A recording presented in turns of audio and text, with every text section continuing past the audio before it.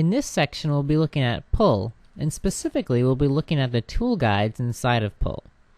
So to start, I'll double-click on pull_tool guides. In this model, we're going to be focusing on pull. And our tool guides will be looking at revolve, we'll be looking at sweep, and we'll be looking at draft. To begin, I'm going to make a quick sketch on the top face. So I'll click the rectangle tool and select the top face to create a sketch on that face. I'm going to make two small rectangles.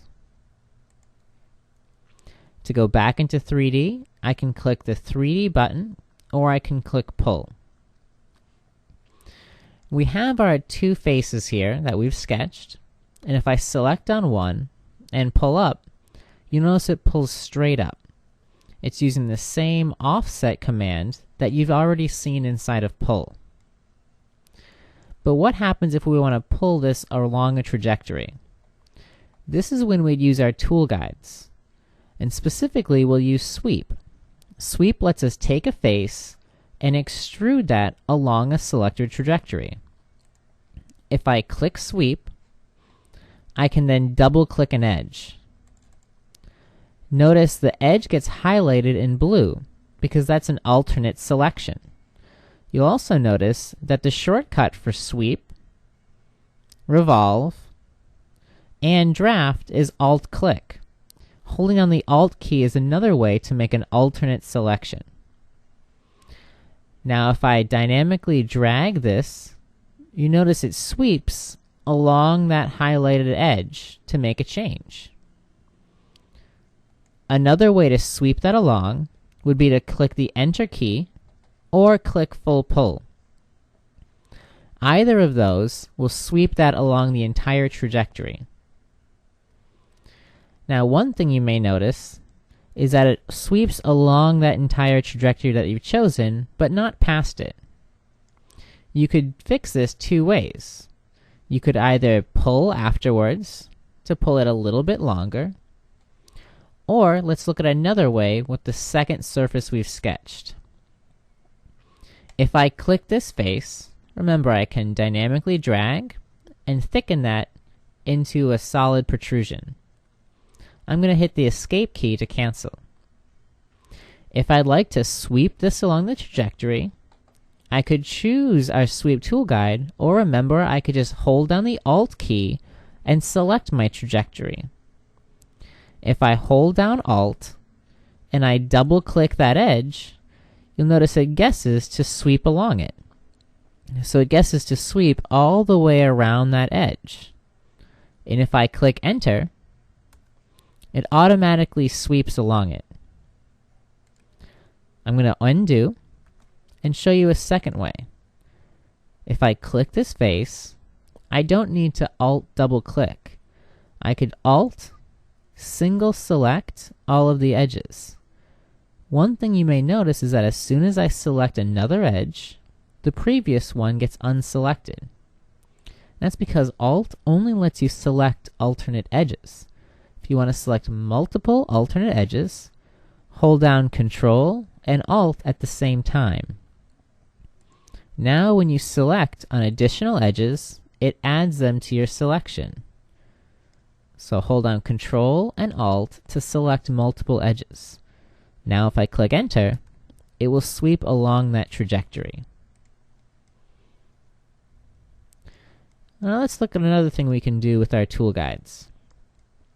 I'm going to select on the axis running through our hole, and I'm going to click on a rectangle to make a quick sketch. I'm going to sketch a rectangle on this corner. Now you'll notice if I go back into 3D, I have a surface and I have a solid. If I click this surface, I can drag it forward, or I could drag it backwards.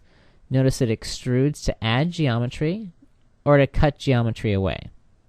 I'm going to Escape to cancel this action.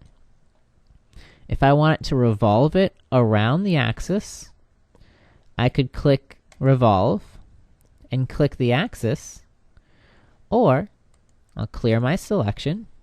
I can select on the surface and hold down Alt and pick the axis. You'll notice that depending on what you Alt click, it guesses on what it should do, whether it should revolve, sweep, or draft. Now if I drag, again, it guesses to add or to cut geometry. I'm going to hit Escape and show you that you could also use the pull options we've looked at to modify our alternate selections. If I click Add, you'll notice it adds in both directions. If I click Cut, it cuts in either direction. And if I choose No Merge, you notice instead of merging this together, it creates a second solid body. Now that we have No Merge checked, I'll show you one last option. And that goes along with our tool guides. When you select on one of the tool guides, you'll get options for that specific tool guide. You'll get options for Revolve if you're revolving, or Sweep if you're sweeping. If I choose the Revolve Helix option, you'll notice it gives you a height, a pitch, and a taper angle. And you can press the Tab key to tab between these values. The pitch will be the height of one single revolution. So if I change my pitch to 20, now every time I go 360 degrees, the height will go up 20. So notice as I dynamically drag this, that's 20, 40, 60. Now you can dynamically drag to make this helix, or if I hit the Escape key, you can always type in a value. So notice if I type in 40, it's revolved twice. Went up to 20 and up to 40. The last tool guide we'll look at will be Draft. A very fast way to draft is to double click to select the side edges. Notice as long as they're tangent, you'll get the entire loop. Now if you simply press the Alt key and choose this face, you'll start to draft. And again, you can draft outward or inward to make a modification. We'll simply add a draft of 15 degrees.